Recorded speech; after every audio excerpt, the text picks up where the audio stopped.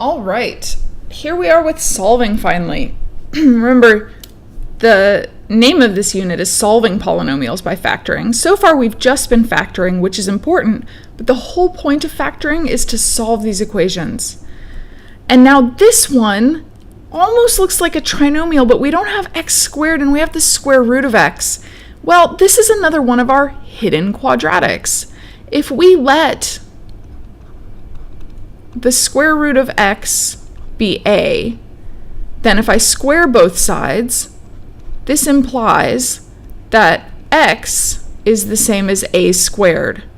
So if I replace my x and my square root of x, I would have 3a squared plus 4a minus 2. Well, that looks like something I'm much more happy factoring. Let's see if it does factor. We need something to give us a sum of 4a and a product of negative 6a squared. Unfortunately, this does not factor. Well, if it doesn't factor, then I need to use the quadratic formula. So a, and I've still got my a here, is going to be equal to negative b plus minus square root b squared minus 4ac, but of course I've got a negative there, so that's going to be plus. 3 times 2 is 6, times 4 is 24. Each of these is over 6. So again, we've still got a here. That's negative 2/3 plus minus. This is square root of 40, which is 2 root 10 over 6.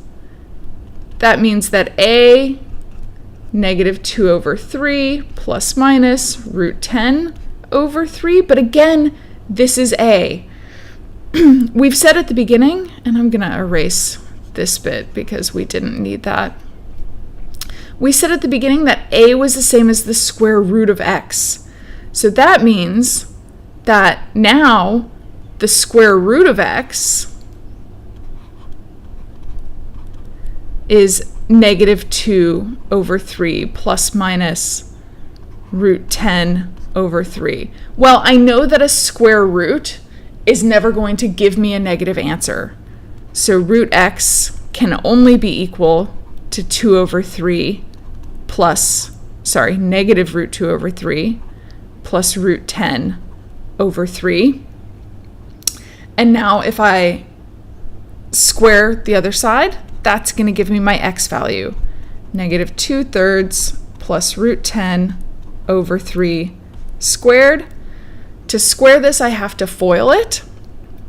That's going to give me negative 2/3 squared is 4/9. And then I will have this whole quantity is being squared. So negative 2/3 times root 10 over 9. Oh, sorry, I already wrote the minus sign there. And that's going to happen twice because of doing my FOIL with my expansion. So that is going to be 2 times this because it happens twice. And then last term squared is 10/9. So what I'm doing here is thinking about this property all the way from the beginning, that if I have something squared, I'm getting x squared plus 2 times the product plus b squared. So first term squared plus 2 times the product. Well, the product is negative, so that's why we have our minus sign, plus 10/9. Collecting like terms, 14/9 minus 4 root 10/9. Wow, ugly answer. I feel like this is one we should go back and check. And I've got a great way for checking this as well, because I've got multiple ways that I can check it. So first thing I'm going to do is I'm going to take my original solution of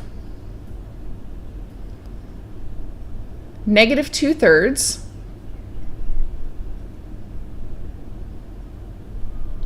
and then we had plus a fraction that had the square root of 10 over 3 squared was our original solution. And that one I'm going to store as my x value. And now hopefully when I take 3x plus 4 square root of x minus 2, we will get 0. And sure enough, we get 0. I could also test my final solution for x, which was 14 over 9.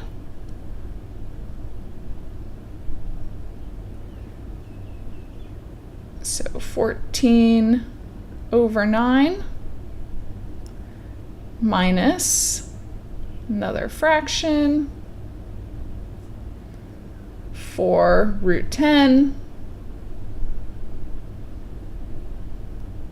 over 9.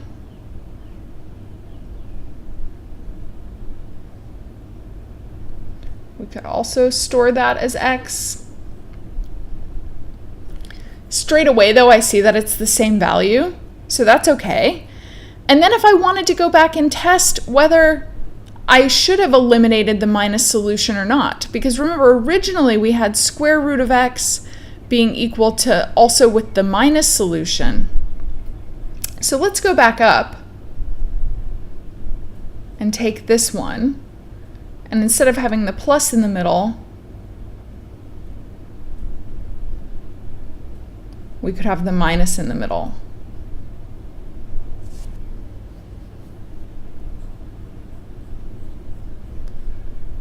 So this is giving me a positive solution, but in the end it was the square root of x that was equal to that negative solution.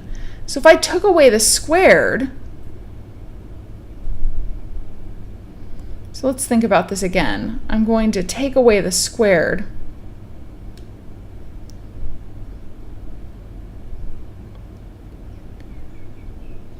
and take away the storing as x.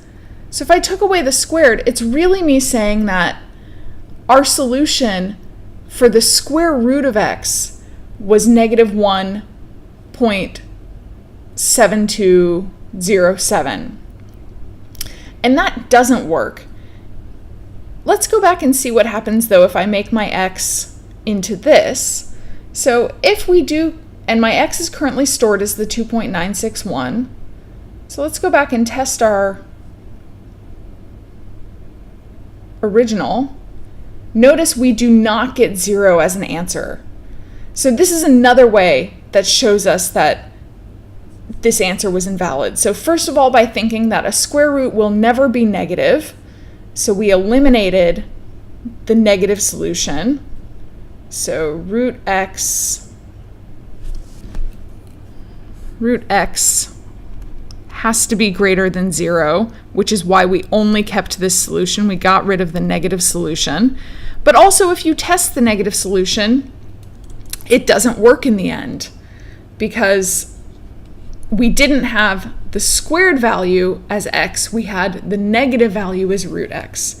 So there's our one solution that we have to this equation, 14 over 9 minus 4 root 10 over 9. It's not pretty, but it works.